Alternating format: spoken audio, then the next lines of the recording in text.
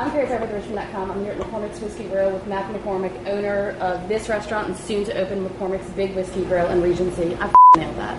I nailed it.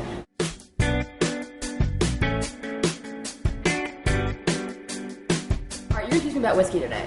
Yes. I hate whiskey. I hate it.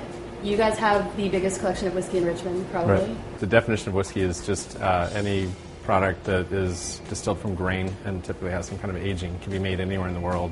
Well, give me some whiskey. Okay. I want to know about whiskey. Well, actually, I'll just help you like I would help a normal customer. Oh, without drinking? Well, no. Before we drink, we have to figure out what you like. I want to know what wines you drink, what beers you drink, the actual types and brands.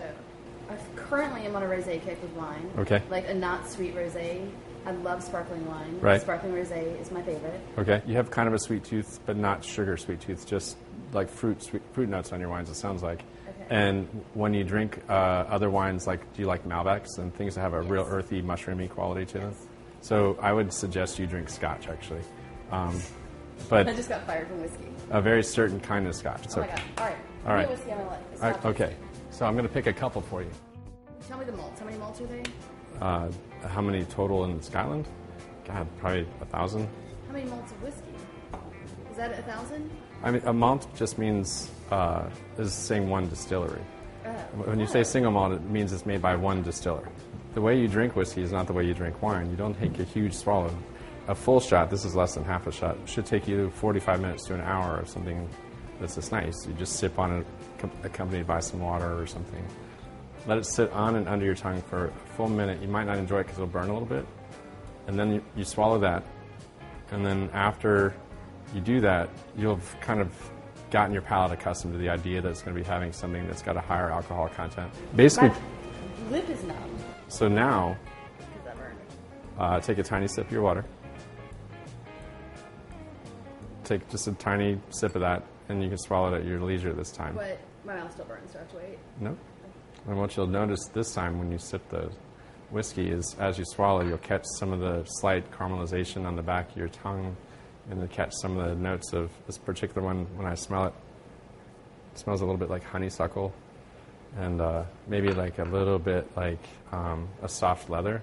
And it doesn't burn going down. Like, I've had, like, bourbon, I guess, where it burns when you swallow Yeah, it. It that's doesn't burn. right. Bourbon tends to burn a bit more because of the heavy charcoal that they put on the barrels. But that's the thing, is different people like different things.